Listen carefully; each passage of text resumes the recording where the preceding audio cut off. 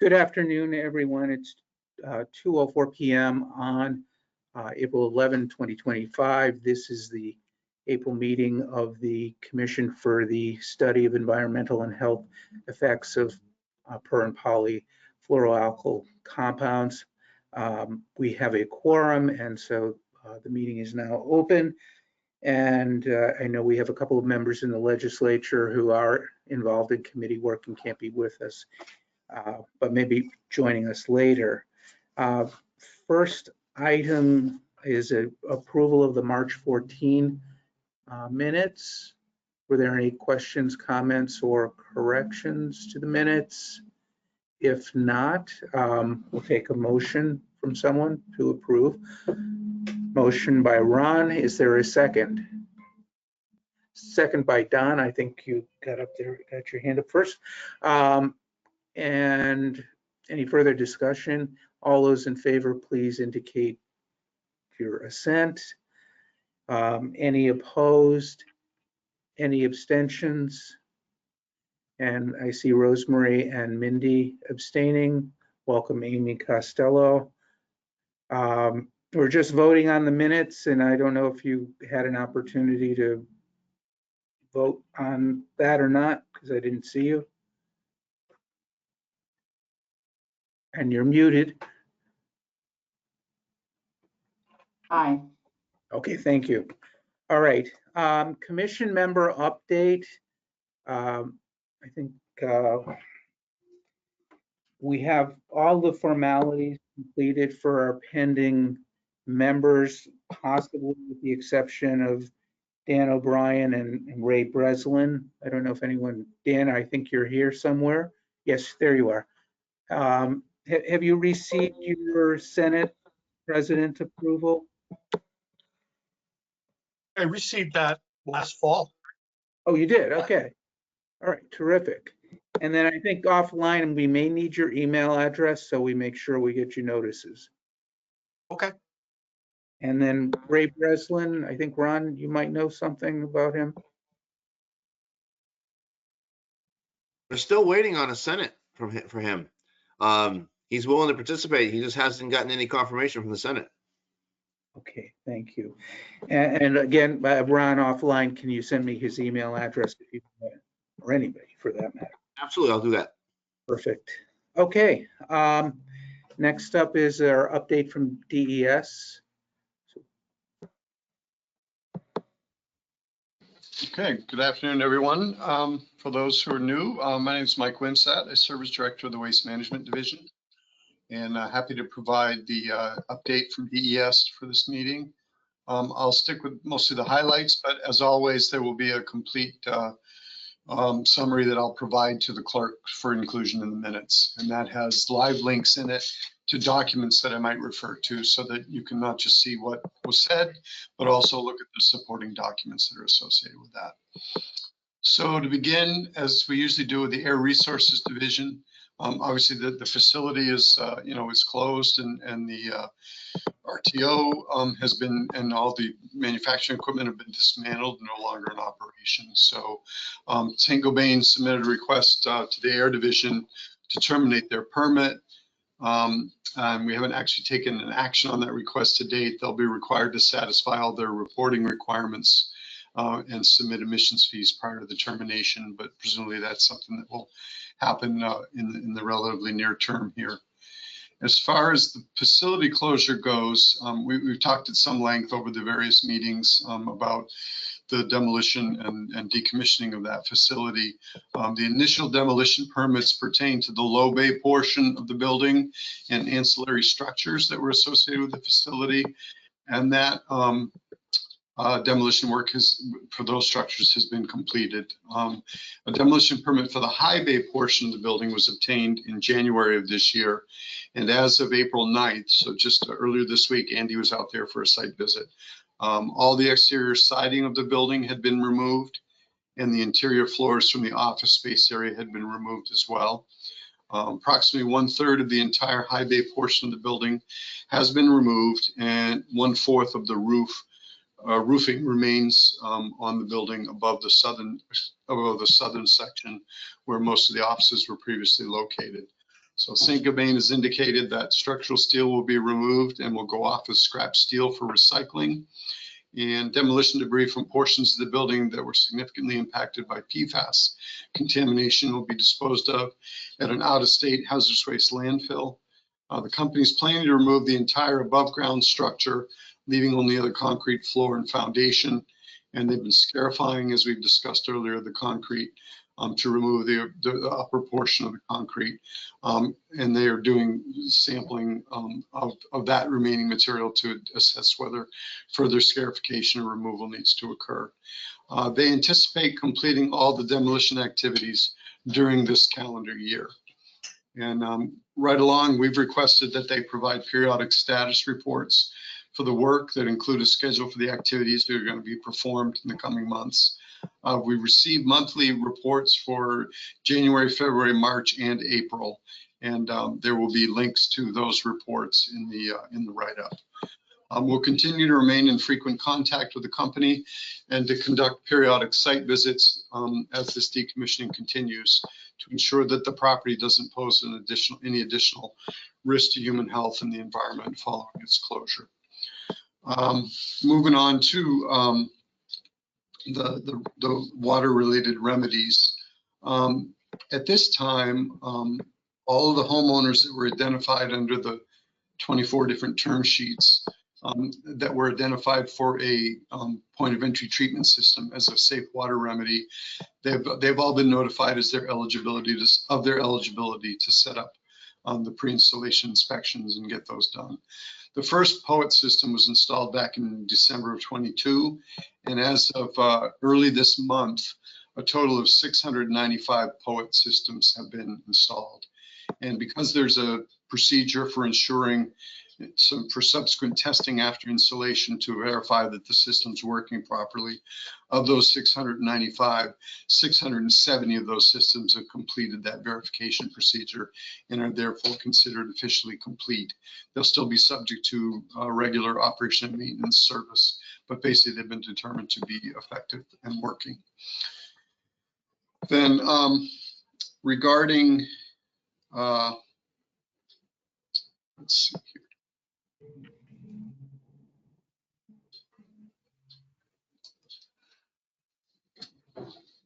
Regarding their monitoring of those and the maintenance of those POET systems, the company is currently preparing another summary report that documents the installation effort and their ongoing maintenance through the calendar year 2024, and we anticipate receiving that report later this month. Now, on as we've noted before, back in July of 23, the company started a POET system rebate program for folks who had already put in treatment before being offered a POET. And there are a total of on the order of 35 reimbursement requests that came in under that program. The company's indicated to us that all those payments have been issued to eligible properties, and periodically they receive inquiries for the rebate program. If we receive inquiries for that rebate program, we pass along that information to Saint-Gobain and their consultant. With regard to water supply remedies for folks who are going to be connected to public water rather than a point of entry treatment system, the company's been completing construction work for water line installations within the towns of Litchfield, Bedford, and Merrimack. Those are areas with existing water lines where homes just required connections to the water mains of the street, and also areas where new water mains needed to be installed. And construction associated with the Hillcrest Road water main extension area in Litchfield has been substantially completed. Some final paving and restoration work will be performed later this spring. And a total of 55 residences have been disconnected from their water supply well and are now receiving water provided by the water utility, which in that area is Pennachuck, as part of the project. The water utility has indicated that 32 properties declined connection to the water line. 14 of those properties opted to have a water line extended from the curb stop area to the house, but not to connect. And 10 residences did not respond to the notices that were provided. Let's see. And 8 residences provided a response indicating that they declined connection to municipal water. So the water utility installed a curb stop in the street at those locations where were either declined or not responsive, so that if they needed to be connected in the future, there would be a curb stop available for them to make connection. St. Copain notified 87 owners in the area that have been connected and addressed in this fashion that their bottled water deliveries would be discontinued this month. So that's a standard procedure for once you've been provided with an alternate water remedy. The contractors started completing service connections to existing water mains in the towns of Bedford and Londonderry in 2024. Service application requests have been sent to 33 eligible properties, and completed applications were received for 30 of those locations. Exterior service lines and water meters have been installed at 27 properties, and property owners have been notified that bottled water deliveries will likewise be discontinued for them as of the 1st of this month. Exterior work is currently on hold, and the remaining exterior service lines will be installed later in the spring when the postings come up off the roads and roadways are available for construction equipment again. In the Merrimack area, in the Wildcat Brenda Lane service connections, the water main extension on Brenda, John, and Edward Lanes has been installed. Testing is complete, and service applications have been received from all 26 eligible properties. Exterior service line connections and interior water meter installation work has been completed at 21 properties, and property owners have been notified that bottled water deliveries will be discontinued as of the 1st of this month. The remaining water meters and restoration tasks will occur throughout this spring. Connections to existing water mains in Merrimack and Bedford began back in July of last year. The contractors installed the service line from the stop to the end at 31 locations. Water meters have been installed at 8 locations in Bedford and 14 locations in Merrimack, and the property owners have been notified that bottled water deliveries will be discontinued this month. A total of 6 properties have not responded to the application request for those areas. With regard to the much broader water line connections that are proposed and anticipated for the town of Londonderry, those negotiations between the town and St. Copain and the department continue. We've had some good progress, I think, in the last few weeks, and we're hoping to advance that in the coming weeks. And I will certainly apprise you of that once that's been figured out. St. Copain has proposed to conduct long-term monitoring of drinking water wells under a work plan, and that work plan outline was received back in June of 24, and DES provided an approval with comments later that summer. And then in response to that, on September 27th of last year, a groundwater management zone work plan was submitted by the company. We met with them in October to discuss that work plan, and we provided preliminary comments on the proposed schedule, and they submitted a revised work plan at the end of last year in December. So we reviewed the revised work plan and provided an approval with comments on January 15th of this year. And in general, the revised work plan proposes to conduct sampling so that by the end of 2026, there will be 6 PFAS sample results, at least 6 PFAS sample results for each property eligible for sampling. And we've been periodically receiving updated proposals from the company to remedy additional water supply wells within the consent decree area. And we're up to term sheet attachment 24 at this point, which was received and reviewed by the agency in March of this year. This attachment includes an updated list of remedies for all properties since the original April 2022 proposal.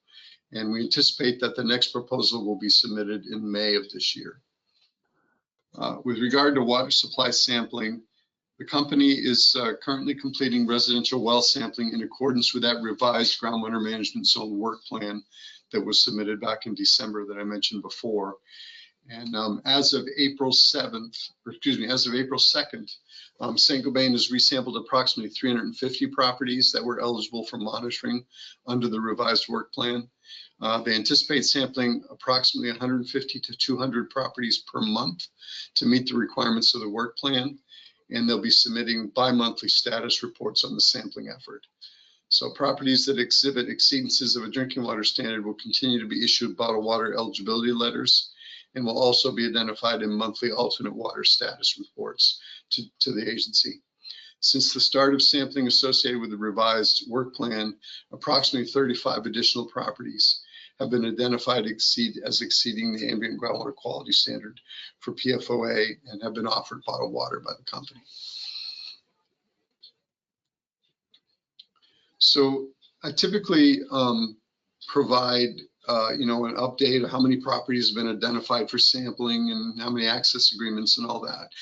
We're going to be getting bi-monthly reports from them, but because of this new sort of paradigm for sampling, those reports are going to look a little different. We don't have one yet, and we don't have a bi-monthly report that follows the old format. So if you look back at the minutes from the March meeting, those numbers, those numbers that were current as of January 29th would be the ones that if we were going to put them in this report, it would just be the same numbers. But as soon as we get a new bi-monthly report, we'll be reporting that in these meetings and in the minutes. But there's probably going to have a little bit different look to it because we're kind of into this new sampling regime that will be a little different than what we had before. With regard to site investigation, we've talked at length about our dissatisfaction with the remedial action plan that was originally submitted and an addendum that was submitted. And we met with them in November of last year, and they indicated that they will submit a RAP addendum, a remedial action plan addendum, that further evaluates remedial alternatives that to reduce contamination at the site. They've identified data gaps that need to be addressed in order for them to prepare that. And we agreed with that. And so in response to our comments, they identified those data gaps. So they anticipate submitting a work plan in the second quarter of this year. So sometime between April and June. That will identify the objectives and the scope of that supplemental investigation that would hope to fill those data gaps. So we'll be reporting on that once we've received that and we have an idea what that looks like.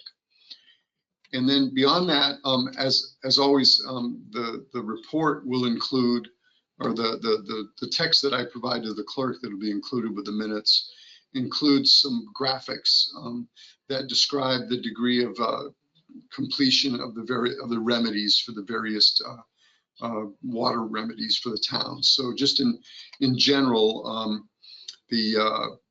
overall, for the residences or properties where a point of entry treatment system has been proposed as the remedy, just over 90% of those are complete at this point and have been implemented. And they vary from, in terms of completion in each town, from a low of 75% in Merrimack, which actually is only a small number in Merrimack than that category anyways, to as many as 96% in Londonderry. And then with regard to properties that have had a water line installation as identified as the remedy, that is, if I go through each town, that's only about, because of the large number of properties that we expect to have connected in Londonderry that have not been completed yet. It's a relatively low number. It's about 27, 28% completion. But in the towns, so in Merrimack, about 69% of the properties identified for a water line connection have been completed. In Litchfield, it's darn near 100%. It's about 90, 97, 98%. And in Bedford, it's about 77%. But then in Londonderry, where that's largely unaddressed at this point, most of those people are either on POETs or just still on bottled water awaiting a water line. That number is low. It's around 3.6%. So you'll see those statistics to give you an idea where things are at when you get the copy of the minutes. And that's my update, and I'm happy to answer any questions. Questions for Mike? Rosemary. Rosemary, am I Okay, mute? yeah, I was muted. Mike, you mentioned earlier in your comments that DES will be going to St. Gobain to do an inspection to see if there's any additional risks from the demolition. What kind of things would you be looking for? Right. Well, so those visits, thanks for the question. Those visits are really just to monitor the progress of the demolition. And, you know, we recognize we're inspectors and regulators at heart, and we know that there's nothing that substitutes for being on site and seeing what's going on. So Andy's done a really good job of trying to make sure he makes some regular visits out there just to monitor what's happening. Also, others from our staff, you know, Tammy Calagandes from our Haz Waste program worked pretty closely with their contractor Ramball, because there was a previous outbuilding out there, a hazardous waste storage building that had been used to regularly store hazardous waste prior to shipment for offsite disposal, just during the regular operations of the company. And there was a whole decommissioning process that went on there. And so she monitored that. So we're trying to, you know, as much as we can, provide an actual, you know, physical presence there just to keep an eye on how things are going. So that's really the reason for those visits. Okay, I appreciate that very much. Just one more question. Do we know where the RTO ended up? I don't know specific. I think my understanding is that they had tried to see if they could sell it, because as you know, it was a relatively new device and it was pretty expensive. But I don't think they found any takers. I think in the end, they actually disassembled it for scrap. But I can check with Andy. He may know more about that than I do, but that's my recollection, is that that's what happened. All right, thank you. Gary? Just out of curiosity, the scrap materials that are taken out of state and deposited, are the recipients notified the source of that material they're accepting, that in fact it's PFAS contaminated? Are they duly notified? I don't know the answer. We have not made any specific, you know, requirements for that. Most of the stuff that's going off for scrap is scrap steel, and that, you know, typical industry practices are people, you know, that are shipping large loads of scrap steel, which is in this case, that's what's happening. Yeah. Would be aware who their customer is, but no, I'm not specifically aware that they're aware of that particular issue. I will say that, you know, scrap steel and scrap yards, there are a lot of contaminants associated with scrap steel. You know, so, you know, I don't want to be flip about it, but, you know, a scrap yard is not a place where ivory snow is managed, right? So I think that if you look at how scrap steel is handled, you know, that there's a lot of potential hazards associated with that. And, you know, the scrap yards need to be aware of that. Yeah, I just think that they should be duly noted. I mean, I'm thinking if, say, there was materials coming in, like in the legislature, they're trying to open a new open pit, and if we knew that there was going to be PFAS contaminated materials, I think there'd be a lot more scrutiny. So I think it's appropriate that they're duly noted as well. I think we have a responsibility to have them apprised.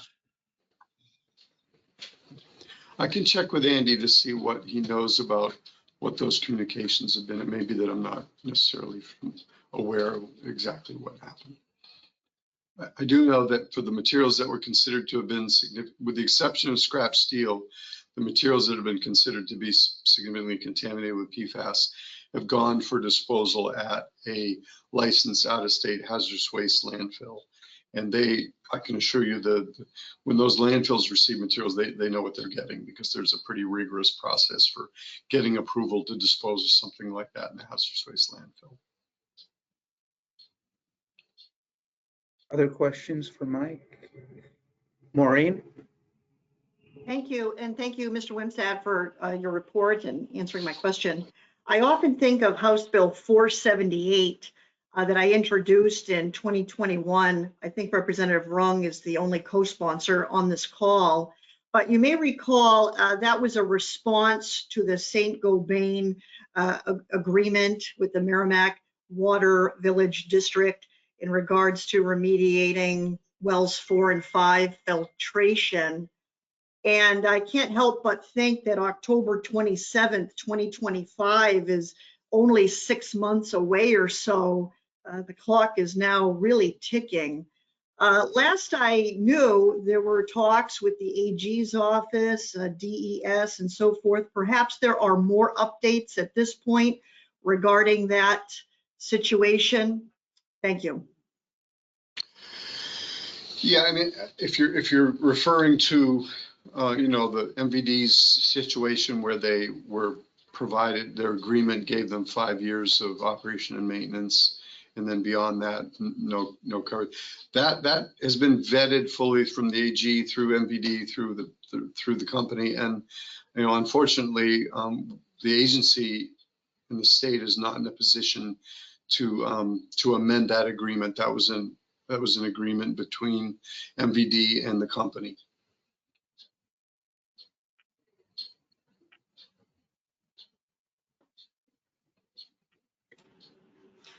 So there are no more follow-ups with regards to AG involvement or anything to that extent, or would we have to perhaps ask them? No, I mean, you could certainly reach out to them directly, but I'm quite confident that issue's been pretty much fully run its course, and the AG's made it clear that the nature of the agreement that MVD made with the company, the state's not in a position to intervene in that. And unfortunately, it wasn't, it's just one of those things that we're not in a position as a state to amend that agreement. There was an indemnification provided that unfortunately, puts MVD in a situation where they're not really in a position to look for further compensation. And I'm not an attorney, so I feel a little uncomfortable, describing that. I may not have described it entirely clearly, but that's certainly been my understanding, and that's an issue that we vetted at the request of legislators and of MVD several times. And Alan Brooks at the AG's office was very much involved with that, and I think that question has been fully vetted at this point. Maureen. On that topic, I know you can't, you're not the AG, that's clear, but remember back in 2016 and 2017 and even 2018, for a good 3 years there, and before the DES engaged in the MCL process, we heard the phrase continually, about the federal health advisory. We were going by the federal health advisory. Many people, from the state said, we have the utmost confidence in those numbers. And they also said these are emerging contaminants and the science is evolving. Those are two very different things. So that dialogue was on record for a number of years. When I think of that, and I think of where we are now in information that's come up, from the New York case showing that they lied, they used pure PFOA as an agent with the PTFE to kind of, mix it in and whatever the heck they did. So ethically, the guidance that the MVD received in good faith, this is a district. This isn't a water, big place that they have elsewhere. This is a village district. It's a residential, it's a very unique and very wonderful entity. And we're very proud of what they've done and what we've all done together. But in good faith, they followed the law and they followed the guidance of, I'm not blaming the state, but they followed the guidance of the state and what was known at the time. We all saw this evolve. We ended up landing in a place where we all heard that there is no safe level of PFOA and PFOS, or AG knows that. They've been involved in lawsuits, including water operator lawsuits and things like that. Significant money has come in, and yet we are holding the cost forever of this maintenance. And in every data point that I've seen, be it a private well or MVD, anywhere for groundwater in this whole area, we haven't seen natural attenuation. We've seen numbers either hold steady or in fact increase. And that is what they see elsewhere. And that is a characteristic of fate and transport of fluoropolymers, which were used here for many years, in addition to legacy. So it really bothers me that we can't have a real honest dialogue with the AG's office. So if anyone has any suggestions on that, wherever you hail from, I would appreciate it, because ethically, this is just wrong. And we all know this on some level. And it's one of those things, like in the very beginning, residents came forward, let's talk to the water department, let's talk to the town, let's talk here. And everybody said, that's not our job, right? So this has been quite the journey, but we're left holding the bag, and that really isn't okay. And the MVD, leaving them on their own, that's governed by 5 water commissioners who are residents. We have a little more skill in there now in terms of the backgrounds of Dawn and some others, but at the time they were older gentlemen who really didn't have that background, who just believed what they believed, and this really was minimized. It was minimized, if not denied. And anyone who was at all those meetings who remembers, I always felt like I was in a tennis match, a verbal tennis match with Clark, and there was minimization and denial all through that first 3 years for sure. So it bothers me that the state, somebody has to do that for us. That's it. That's my comment on that topic. I guess all I would, I know you can't assure me. I do know, but I'm just kind of putting that out there to think about, because if collectively we all say, is this right? Is this just?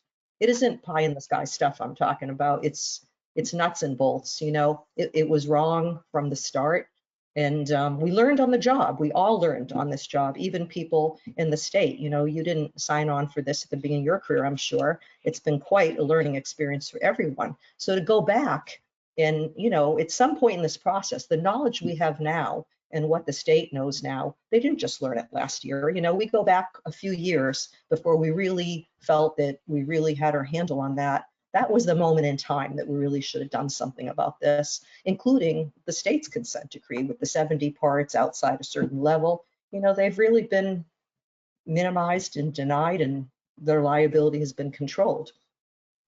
And that's unheard of in a lot of places with investigations. Don? yeah, the only I could say about that is that, Alan Brooks was good enough. This topic and this issue has been discussed at length over several years of this commission's existence. And Alan Brooks did come and speak at some length on this at a previous meeting. And I think probably said, all that could be said about it. And I don't think I would have anything to add. Don, did you have, yes, go ahead. Yeah, I just figured that, well, first of all, I appreciate Maureen bringing, this question up, because I know it's been a while since it was discussed. And I wasn't aware that you were going to do that, but I appreciate that. For those of you who don't know, I'm the chair of the Merrimack Village District Water Commission, Water Board. But that's actually not my role in this committee here. But nevertheless, I just wanted to confirm that the 5-year escrow deposit is now depleted. We just used the last of it in the last media change out. So it didn't quite last the full 5 years, but it went into the 5th year. I recognize that the situation with the 5-year O&M agreement, as Maureen indicated, that was the subject of a bill that had some legs to it. And I obviously didn't make it through. One of the reasons was that they thought it would be something that the legislature thought it'd be more of something that should be an enforcement action instead of a legislative action. So going through this, we needed to confirm what was the case. I appreciate, Mike, your response in letting us know, where the DES and the AG stands. And like you said, Attorney Brooks did come on and discuss this. But I'll just leave it at, we did have our own legal opinion on this. And the opinion was that the agreement, as far as MVD's legal counsel is concerned, does not usurp the authority of the DES or the AG to take enforcement action. And I don't know if that contradicts maybe what the opinion is of the state. I'm not sure, but to what we understand is there still is the ability to take enforcement action out there. So just for the record, I just wanted to put that up there. And thanks for the topic. Okay, Mindy. So sort of following on that line of discussion, what can you let me know? I've been a little bit out of the mix in the last month or so. What's the status of New Hampshire adopting the new MCLs and, you know, the signal that we all know that, as Lorraine said, these are not safe. And we know that there's no level of safety. And how is that now changing, or is it at all changing the approach with which the state's taking regarding the extent of contamination outside of the CD area? Or even inside, because people within the CD area have been told previously that the water was safe to drink if it's under the AWQS, but now we know that's not true based on what, you know, what most everybody thinks. So I just wondered how that was changing the approach, both within and outside of the CD area, for St. Gobain's responsibility and accountability for the water pollution of drinking water wells. Well, at present, the state standard that exists and that we enforce is the 12 part per trillion standard for PFOA. And as I think you probably know, because I'm sure you're following it, the federal MCL that was set at 4 parts per trillion for PFOA. That rulemaking, which became effective about a year ago, is being revisited by the US EPA, and there was a lawsuit from some water provider organizations that was still in litigation. And my understanding is that the agency, US EPA, essentially requested that a stay of the progress of that litigation while it evaluates the rule. And that was supposed to have been done by early this month. And then we recently learned that they asked for a 30-day extension for that review.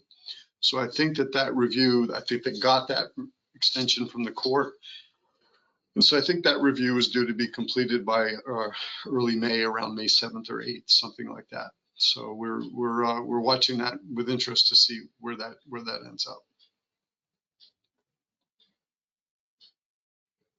So in terms of notifications, to follow on with that for a sec, sorry, Chris, you know, the clear signal is that, you know, we know the ADW, the current New Hampshire standards are not protective enough. Can you tell me the steps that are going on possibly within DES to maybe, you know, be proactive about this without having to have legislation filed again to force that to happen like we did in 2018 or 2017?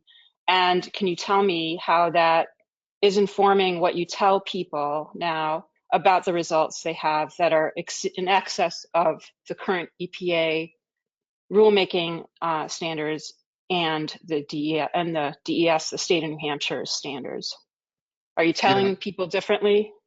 No, the law of the land, the federal law of the land with respect to drinking water standard is 4 parts per trillion. That rule is still valid. When we communicate with folks who've had their water tested, we make them aware. And so if they're aware of that, we let them know that that's above the recommended federal standard. So, and a follow again, what are the steps being taken for New Hampshire to catch up with that? Or does it require some legislative action to make that happen? So the agency had said that it was going to comply with, I mean, basically with that 4 part per trillion standard, which applies to regulated public water systems. There's a specific schedule associated for compliance for public water systems in the state to come into compliance, to both report on whether they meet that standard, and then to a certain amount of time they have to make sure that the water that they provide to a public water system meets the standard. And we've indicated, you know, last fall that we would, you know, that as a state with a delegated safe drinking water program, we would be meeting that standard, or we would be essentially adopting that standard within the required period of time. So that, as far as I understand, is still what the plan is for our drinking water program. And so then a follow-on is what's going to happen with St. Gobain and their responsibility to comply with that? They would be required to provide safe drinking water to anybody above that 4 part per trillion standard.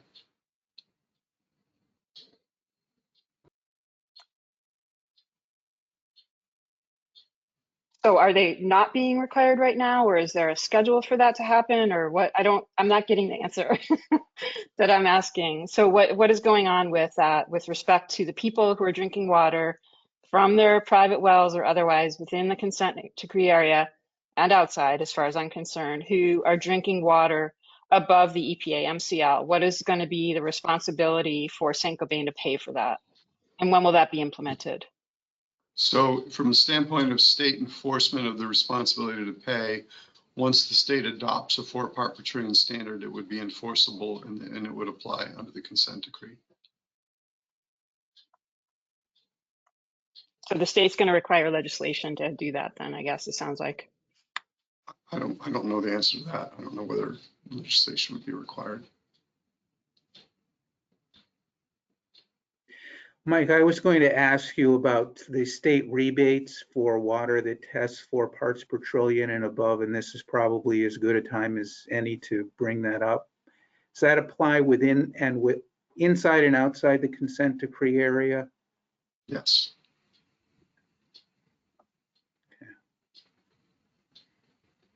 And it's not just it extends statewide, is that correct? Or That's correct.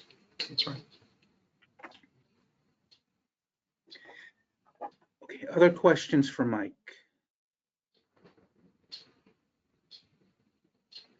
If not, I just have, I guess, some comments, and some of this is to Gary's point. I think if we're looking ahead to a 4-part per trillion standard, something in my mind is there may need to be a legislative study commission to address the fiscal impact of that. It certainly will have a fiscal impact on many municipalities with landfills, with adjacent properties or nearby properties. Over 4 parts per trillion, I would expect if financing is not addressed, that there would be municipal association objections. Rosemary? Yeah, I just want to follow up on Mindy's comments and yours too, Mike.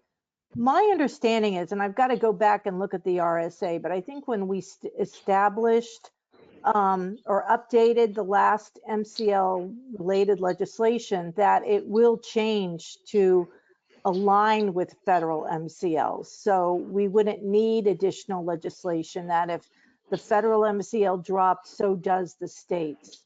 Is that your understanding, or is your understanding different? I think that's right. I think that, and again, but it takes a rulemaking effort to do that. But yes, I think that's correct. So with the federal MCL at 4, and that would then trigger the state going to a 4, what triggers the rulemaking to be updated? And again, I'm not the expert on the Safe Drinking Water Program in New Hampshire, but my understanding is there's a particular period of time by which the state has to adopt that standard. And as was indicated last fall, we intend to meet that requirement. But I'll be honest, I don't know exactly what the date is. Okay, I can follow up. Maybe Maureen, you and me can, at least look into that from a legislative perspective. Thank you. Can I just- Gary, then Maureen. Oh, yeah, sorry, you may have touched on this, probably not, but my my internet dropped out for about 5 minutes or so, and I just had to completely reboot. My question centers around with the budget coming up and also the federal impact. Is that going to influence the ability to continue monitoring at the level we need to, and especially if we upgrade to the new MCL levels? Is there any impact in that regard? We're doing everything we can to maintain our state monitoring capabilities and our samplers and our budgets for that. Obviously, like everyone else, we're very concerned with what we're seeing at the national level and what that will mean for funding. There's a substantial amount of federal funding in our drinking water program that has really helped to support our sampling and analysis efforts. We haven't heard anything yet that suggests that that money is at risk, but other than the fact that it seems like everything is at risk right now if you listen to the news. So we're obviously, just like everyone else, we're watching that very, very closely. So none so far. Correct. Lorraine? I just about money, first of all, remember when there was the $10 billion per year for 5 years? I don't know if we're in year 3 or something like that, earmarked specifically to PFAS remediation. I haven't heard any indication of that being clawed back on, which is kind of good yet. But also keep in mind, you know, when the state, I'm sorry, I have like an old dying dog here, literally. So Lee Zeldin, you know, if your department has, you know, connections there, I just saw that one of your colleagues was also sworn in as EPA Region 1 Director. So perhaps we have more of an opportunity, given his familiarity here, to have a voice. Keep in mind and remind him that Lee Zeldin was part of the Congressional PFAS Task Force before he was in this position that he's in now. He was at that point working in a bipartisan fashion, supporting legislation, gearing in the right direction, including the funding in the billions of dollars over 5 years to be earmarked specifically to PFAS remediation. So, you know, was that money enough? I think you analyzed that, didn't you, a year or two ago, and said it's good, and you know where all the hot spots are. And I think I saw presentations from DES, and perhaps we all did, identifying, you know, what percentage will need to be up to speed to meet the new standard. So the money is TBD, but I would urge you to just really advocate, you know, to our EPA Region 1 Director and directly to the EPA Director, because he knows, you know, and, you know, as a, you know, leader and co-founder of the National PFAS Coalition, you know, I will be advocating and pushing him because he does know. And they've been careful around this issue. They've been very careful. That being said, we seem to be in a little bit of a funny place, which, you know, Maureen and Rosemary and Mindy all talked about, and it's the 4 parts per trillion. Regardless of rulemaking, it's really wonderful when a decision was made that was in somebody's control without rulemaking to say, we will apply the 4 parts to the private well grant program. It's the right thing to do. And that was a big relief to me. But we're not applying it to St. Gobain. And maybe you feel if you do, they'll, you know, push back legally because they're waiting to see if this case comes in, you know, to either roll back the rule or increase it. So, you know, as you said earlier, it is the law of the land. And I really am kind of perplexed why we can't take the law of the land and apply it to the consent decree, because they are not water municipalities. You know, they are responsible for impacts to human health.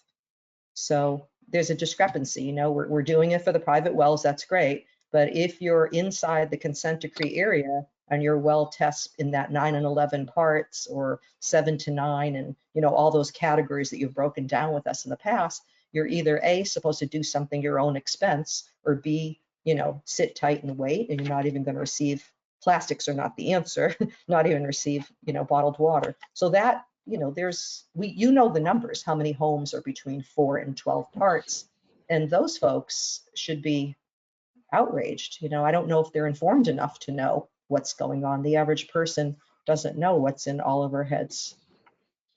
Probably is a little less stressed because of it, but you know, we owe them something, don't we? You know, we really have to kind of go to bat for those folks. And St. Gobain shouldn't be surprised if we said, hey, go back in those homes that are over 4 parts, take care of them.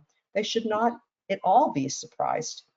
You know, New York has been firm with them and they've complied with everything there. Here, they seem to have a little more power for some reason.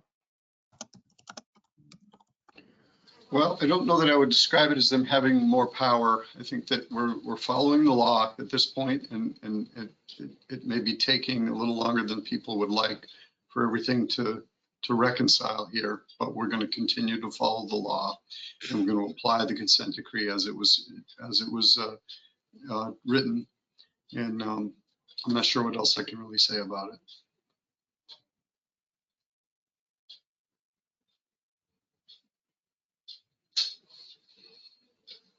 Right. And then just one other more comment than question. We continue to have subdivision activity in our town in Bedford, and it's on a much smaller scale than before. But we recently had 3 small lots that were one lot on Jenkins Road, which is served by public water, go on the market. One house is being built. I would be certain that at best there's only one curb stop for those 3 properties.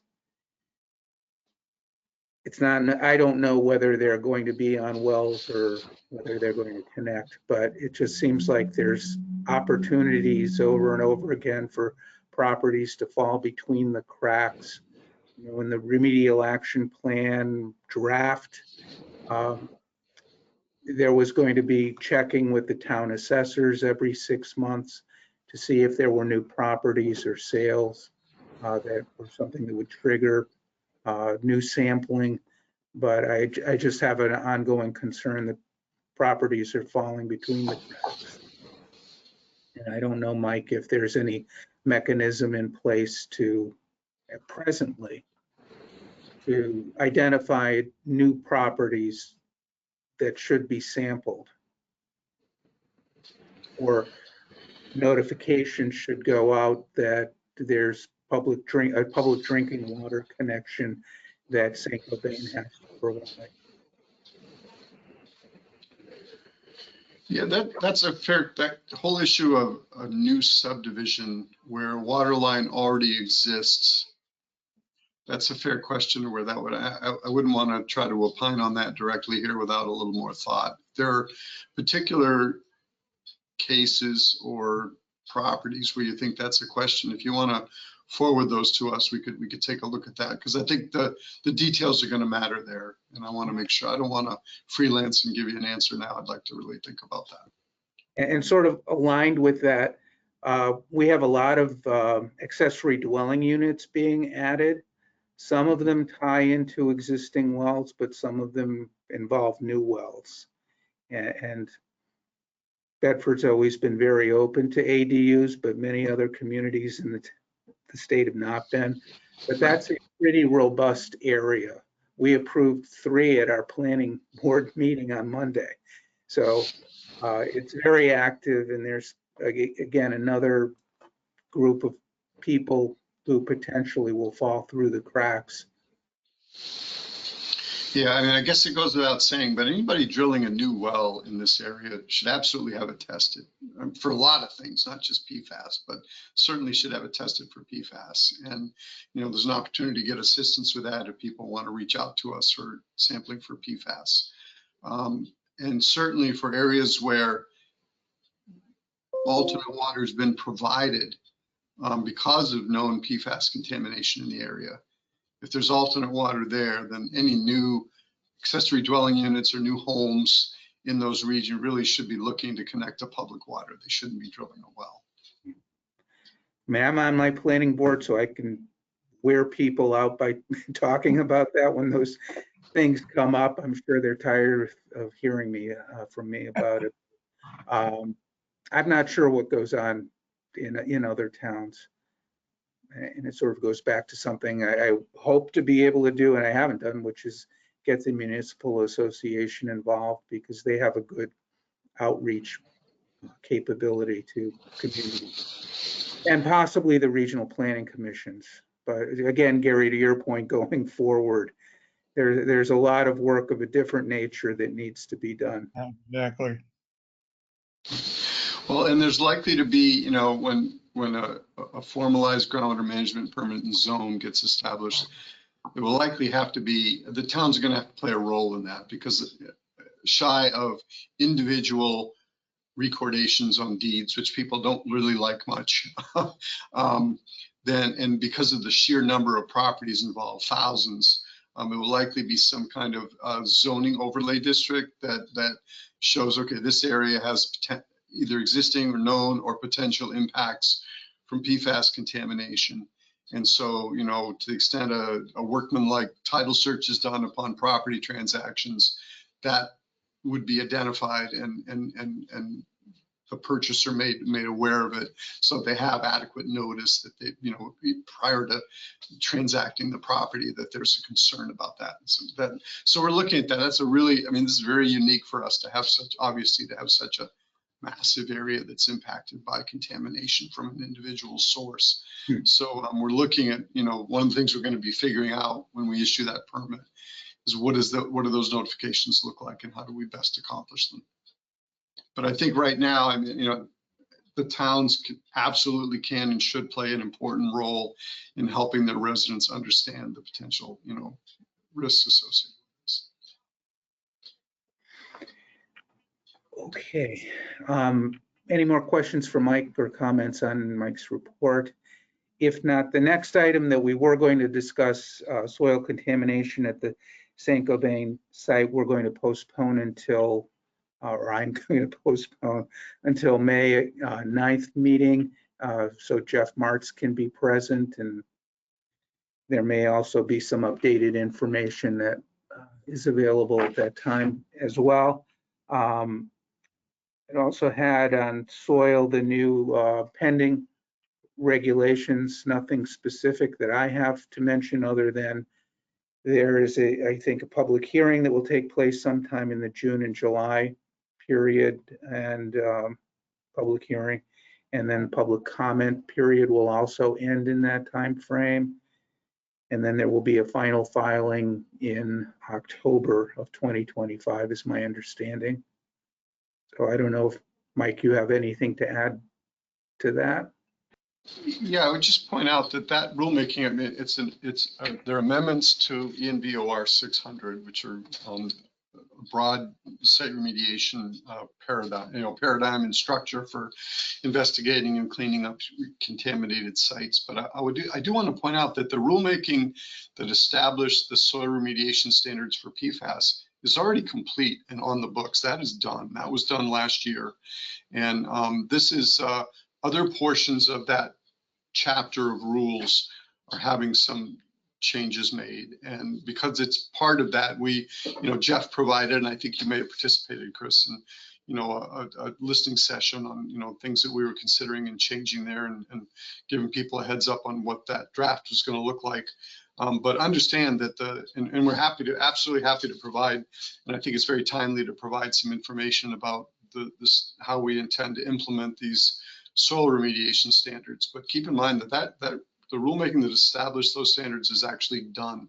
It is not the subject of this rulemaking. So the portions of 600 that were amended last year are not being reopened. They're just other portions of the chapter that are being amended for other purposes. So we sometimes talk about having tools to work with, and this is potentially tools to work with. Okay. Michelle, could you give us an update from DHHS? Sure. Can you hear me okay? Yes. Perfect. For those of you who I haven't met yet, my name is Michelle Robers. I'm the Bureau Chief for Public Health Protection within the Department of Health and Human Services, Division of Public Health Services. And I have a couple of updates for you. And similarly, I will forward this document along. And this has live links as well. So I'll reference them in my discussion, but you'll have access to that in the meeting notes. So the first topic that I'll cover is the Merrimack cancer investigation. So the team continues to meet monthly with the steering committee, with the last meeting held on March 5th. The discussion at the March meeting was primarily focused on refinements to the pilot study design and updates regarding Institutional Review Board or IRB submission.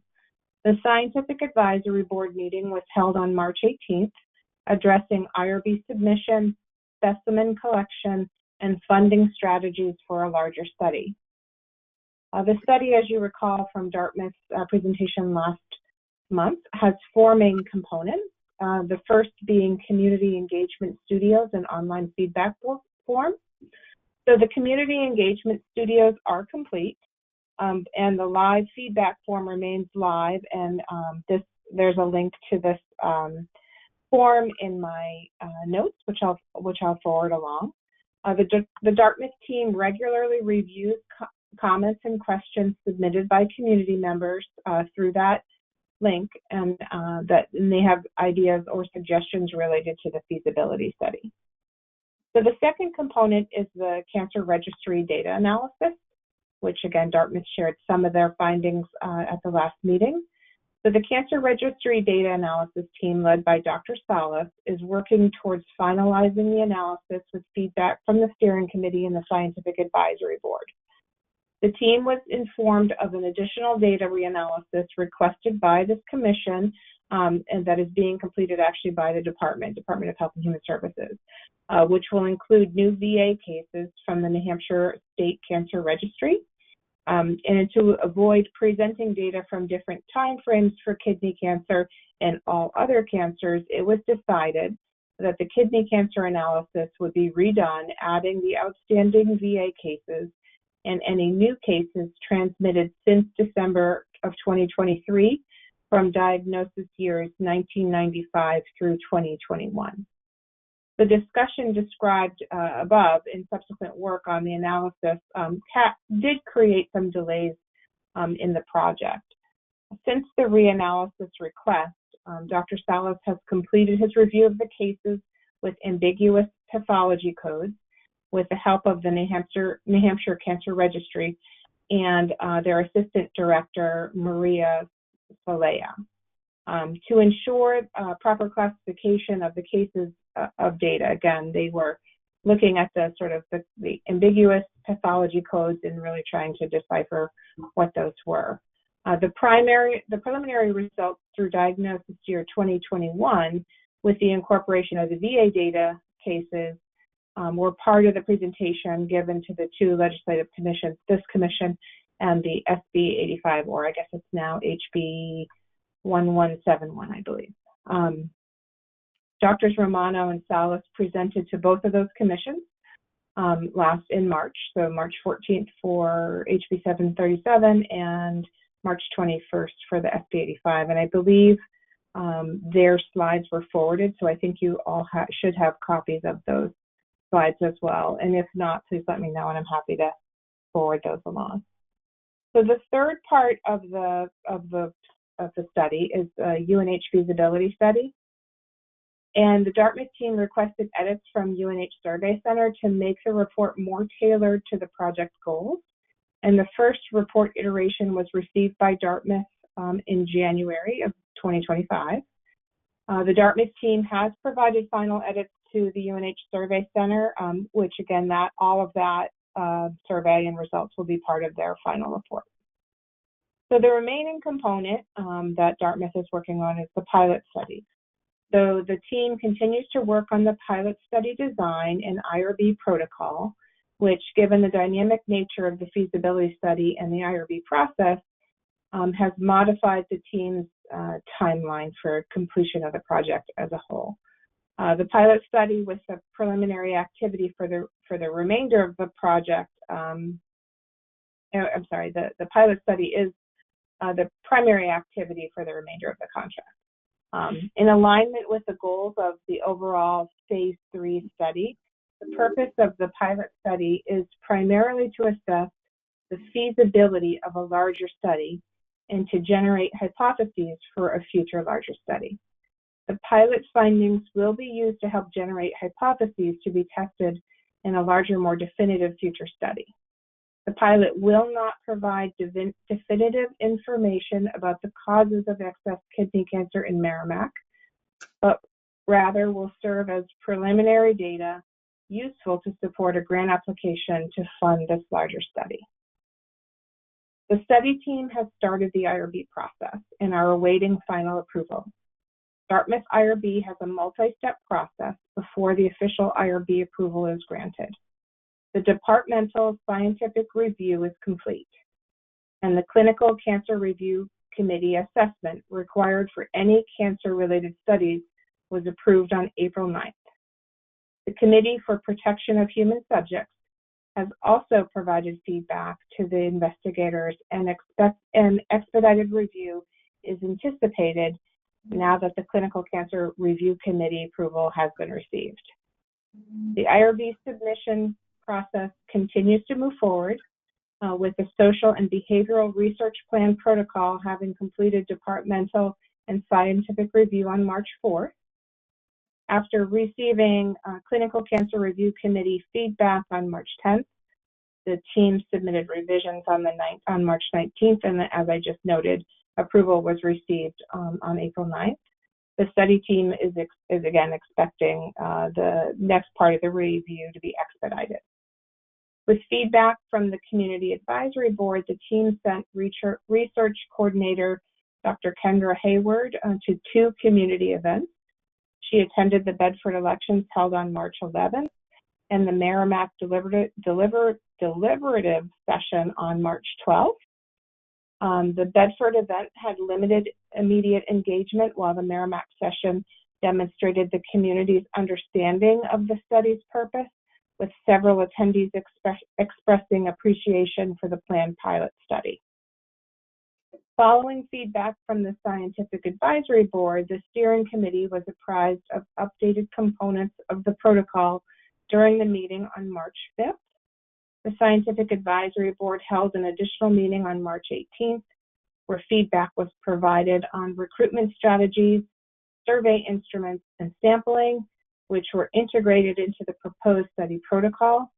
The steering committee met on April 9th, where updates on the pilot study were provided.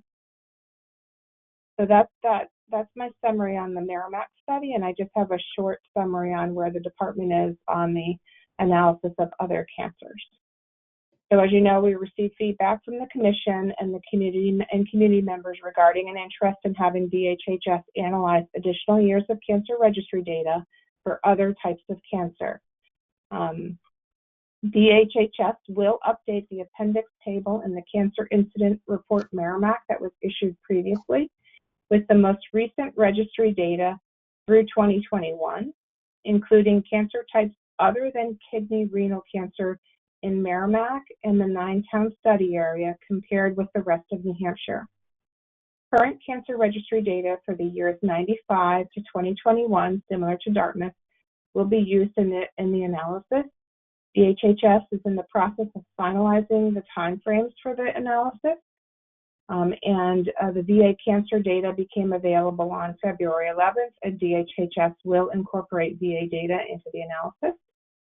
Based on the availability of VA data, it will be a few months, and it's already been a couple months. So hopefully in the next, few months here, we'll be able to complete the analysis. I know it's underway. I know that they've been working on it, and we'll be able to, come to the commission and provide an update and our findings at a future meeting.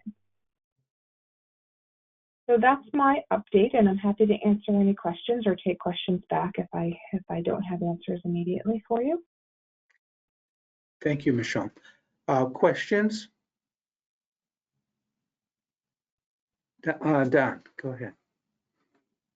Thanks, Chris. Yeah, thanks, Michelle. I think that was a good summary. One of the questions that I've heard over the last month or so from a few people is why the recent report was based on kidney cancer and not renal pelvis cancer back in 2018. That was released in 2023. I think you just mentioned that that's going to be updated, the renal pelvis cancer numbers. Is that what you said? No, we're going to do other cancers other than kidney or renal pelvis. Yeah, Dartmouth is handling the kidney analysis, and I know they went into detail last, and I would refer back to their, Dr. Salas is really the expert. Romano and Dr. Salas are really the experts here to answer the questions as to why they're focusing, why they're focusing on the cancers that they're focusing on in their study. So DHHS is focusing on all the other cancers that were included in that report that the department issued, other than kidney renal. So is it safe to say kidney is part of the renal pelvis group? So they did break it down, and I'm really not, I really don't want to speak to their study because they really are the experts on this, but they looked at the kidney renal cancers and their analysis, when they're complete and have their report, you know, they'll be able to report out what they saw as part of the data analysis. But the department is doing all other cancers other than kidney renal. All right. I'd just like to make a comment that there is some confusion out there, at least in Merrimack, from some people about, you know, why the 2023 report was considering renal pelvis cancers, and then this recent preliminary report that just was discussed at the last meeting was limited just to kidney. We were always under the impression that this latest report was going to be an addendum to include more information between 2018 to 2023 of renal pelvis. And it seems like it did add those years, but it's only looking at kidney. And somebody asked me why, and I couldn't answer. So I'd like to get that answer. I'm confused about it. I don't know if anybody else is, and I don't know why it was separated out differently, if that was the case. I know they looked at all of the cancers, and why they're focusing on this one. Their analysis, they have that, and I can go back to Dartmouth and get a statement that I'm happy to bring forward at the next for clarification. Dr. Salas did talk about it, and Dr. Romano, but honestly, that's not my area of expertise, and I don't even want to attempt at trying to explain that, because I know they shared that discussion at the last meeting, and I'm happy to go back to them to ask for clarification and provide more information specific to that question. Why are they focusing on, you know, I'll get a statement from them and be able to bring that back to this group. I appreciate that. If it was discussed, it probably, I missed it then. So I just want to be, because I've been asked, people have been asking me, so I'd like to be able to answer that question. Thanks a lot. Yeah, and I want to do it justice, and I know that I can't today, but I certainly will bring it back and get a specific response for you. Gary? Sorry, I keep muting myself. Certainly, cancer is the most, not the most, but a very obvious and tangible benchmark, shall we say. But in the process of looking at all of this data, is there any ability to use that same data in a way that can hopefully reflect and help answer the question, are we actually looking at the right indicators? I mean, certainly with plastics in general, we're seeing that they are so ubiquitous. I mean, it's in fetal tissue, it's in breast milk. I mean, the amount of micro and even nano plastics is just, I mean, it really boggles the imagination, which begs the question, are we really looking at the right parameters to, you know, address this, PFAS, yes, but even a broader issue. Is there any way that is going to able to address that? I assume that it's just looking at cancer, but is there any way that we can use this information in a broader context? So the work that you know, there was legislation brought forward for a study specific to health impacts related to PFAS in Merrimack. So this is a specific study that you know, came about as a result of a bill moving forward and getting passed and providing funding. So this study in particular has a very specific purpose. But I definitely hear what you're saying, Dr. Woods, and I while this study may not be broader to involve other things beyond PFAS and beyond Merrimack and the 9-town area, I'm sure that there are other researchers out there looking at that, you know, that specific issue, like broader than just PFAS and other contaminants, plastics. But this particular study is focused on PFAS, and in particular in Merrimack, kidney cancer in Merrimack in the 9-town area. So it has a specific purpose, and it's tied to legislation and funding that supported it. So the answer would be that it really can't be used to reflect on a broader issue. I understand that. I just wanted to ask the question. Maureen? I don't know if this is out of line, but I would, if I were answering you, correct me, Michelle, if it's not okay, I would say that, this is a charge to look at specifically. Our big flag was kidney cancer in the cancers, right? So this was to pursue that and find out what's going on. So, but I would remind you that we have the NASM guidance, right? And we do have that housed on the Geisel School of Medicine website, and DHHS has it somewhere. Your website is harder to navigate than DES's when we look at PFAS things. So I don't know where we have the resources right now, right, to kind of enhance that. It's not really user friendly, but this is an issue, Gary, we've talked about, all of us, right? You've heard it about physician guidance, right? So how do we get that word out, to early detection? So in the NASM guidance, what's really good about it is it talks about under 2 parts, sum total of several PFAS, 2 to 20 parts, 20 and above. And it has some good flags like liver enzymes, kidney numbers, various things like that, that you could actually be sure that you brought into screenings. Because the goal here ultimately for cancer or any other disruption of health systems in this broad area, and perhaps our whole planet at this point, is early detection to prevent and to treat. So we're not ending up, with something that is chronic or terminal, right? Does that make sense, Michelle, what I said? Yeah, I think so the thing is, how do we apply and how do we broaden this out? This particular topic, we can't broaden out because it was specific charge, but we do have the guidance and the NASM guidance to find a way to support, to better support, and we can broaden out for that. How we do that is always the implementation challenge. Yeah, the department did work on, with Dartmouth and other partners, on updating our PFAS clinician guidance, and that is available. And Lori, I'll certainly, bring it back to try to make our PFAS page a little more user friendly. I'll certainly bring that back. But I know that the department is looking for opportunities to share that PFAS clinician guidance.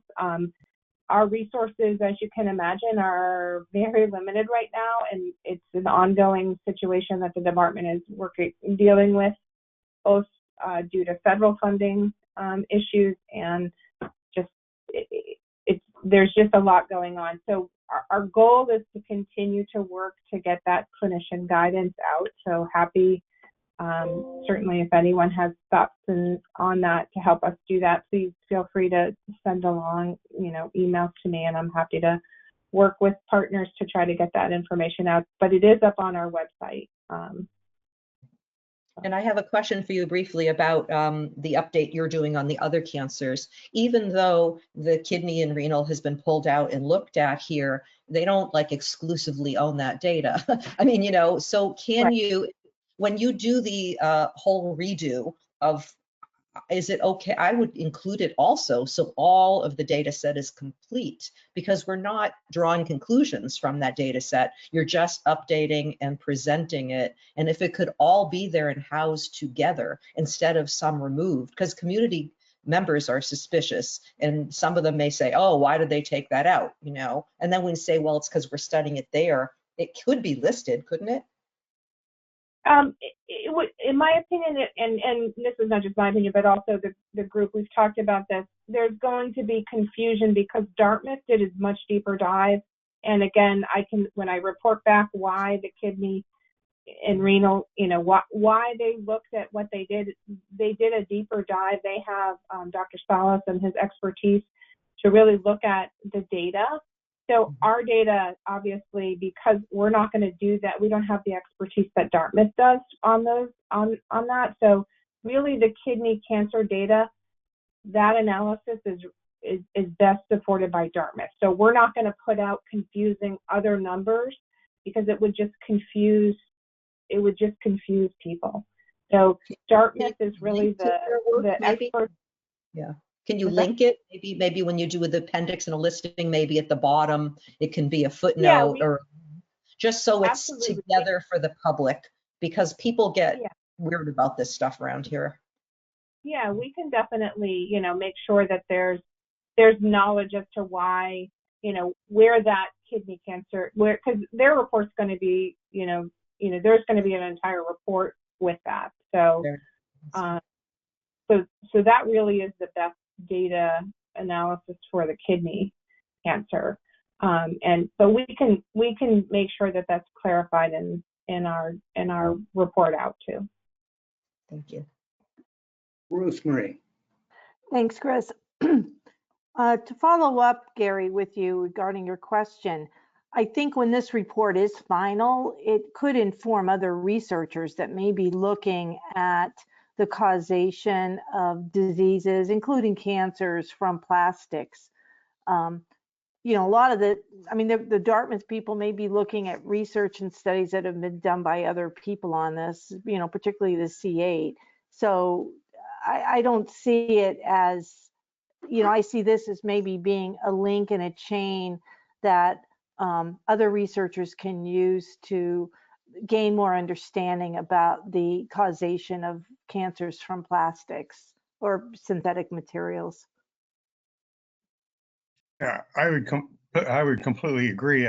I'm assuming this data will be more generally available as a database for a variety of researchers and not confined just to this particular purpose, because this is going to be very valuable data. And just to your point, if someone is surveying databases, this would be a great piece to have. So yeah, I'm assuming that this would go forward, but just looking at it from the committee's analysis, it won't give any further insight per se to the issue of the nano micro plastic issue, but it may provide elements in a broader database sense. So yeah, I agree. Amy. Michelle, can you remind me where the funding came from for the study? It came from, they were state general funds. So there was a bill that provided, I think it was either 500, it was $500,000, yeah. Okay. Yeah, Amy, that came from legislative action, yeah. Yeah, I think it will. I mean, the feds often require that the data be stored and shared with, in a way that other researchers can access it. But I think it'll be important for this commission to kind of watch that chain of custody. Michelle, when you speak, go ahead. No, most of the data came from the cancer registry. The actual data that supports the analysis is from the cancer registry, and then the analysis component obviously they use that data from the New Hampshire Cancer Registry data. Maybe it's the resulting data and the methodology that was used to get there and the rationale for excluding. I mean, if I'm remembering, and again, you're going to get the clarifying statement, but it had something to do almost with biomechanics in terms of contaminants and cancer. But I think retaining that information, as Lorraine was saying, in a place that can be useful at the end of the study. It was definitely technical, and I know I won't get it right, so I'll be sure to getting the clarifying statement. Yeah. Michelle, when you communicate with Drs. Romano or Salas, could you ask them to return to, they're probably planning on it, hopefully planning on it anyway, but returning to present to us in September, preferably October at the latest, since we'll have a report due after that. That would be great. And do you have any sense of interest of participants in the pilot study at this point? Are they on the road to getting their 70 to 100?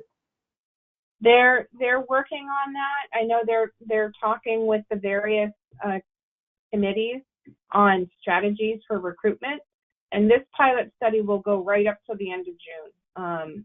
So I know that we're hopefully in the final stages of IRB approval, and then can kind of hit the ground running. And so Dartmouth, I know that's their intent, is to take this up right until June, and then they'll work on the report after that. So I think September, October timeframe is a good time for them to come back to do the final report.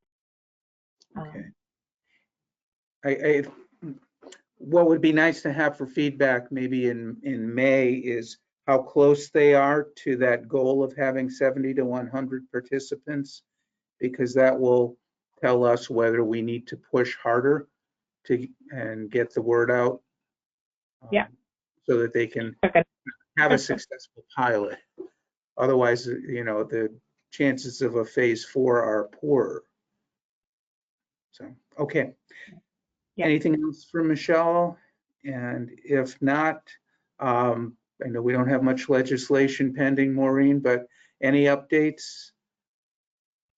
Thank you, Mr. Chair. 2 bills we're tracking. The first, House Bill 199, that is essentially getting rid of the statute of limitations for PFAS medical claims, but that was tabled on March 20th with a vote of 188 to 170. The second bill that we're tracking this term, House Bill 167, that was prohibiting certain waxes containing PFAS, and it was exec on March 19th with a vote of 15 to 0. It was then adopted by the entire House on the consent calendar on March 26th, referred then to the Senate Energy and Natural Resources Committee, and the Senate hearing on that bill was on April 8th. And again, that was House Bill 167. And that'll do it.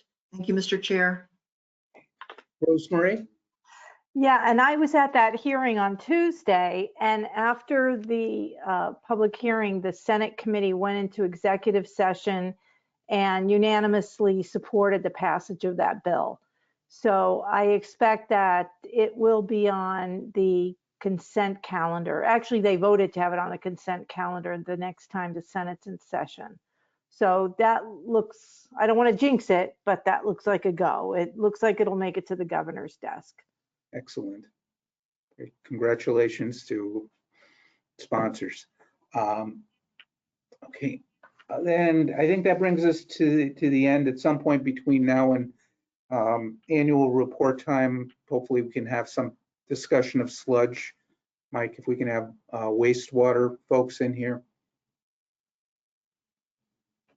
You know, looking at, with not many meetings left between now and then. But go ahead. Yeah, if you can let me know when you think you'd like to do that, I can give the staff in that program a heads up and try to get something confirmed. Okay, I would say maybe June would be best. July, I would not count on many people being around. And, you know, then we're into September and hopefully getting a cancer study update. October really is last minute for our cycle. If that works, that would be great. Our next meeting is going to be May 9th, so just 4 weeks from now at 2 p.m. Friday. I don't see any members of the public. Any new business that anyone has that they would like to raise? Seeing none, I will take them. Amy, were you? Sorry, no new business, but I just wanted to confirm I'll take notes for the May meeting. Are you still looking for June? And thank you very much, and thank you, Don, and everyone who has signed up. We are, did you say June you would do it, Amy? I'm planning on doing May, I think. I think that's where I put my name. Laureen, do you want to do June? Sure. Yeah, because yeah, it doesn't matter to me. Okay. June, I'll write down June. Thank you. And that just leaves October and December where we need volunteers. Good. Grateful to those of you who have stepped up. Is there a motion to adjourn?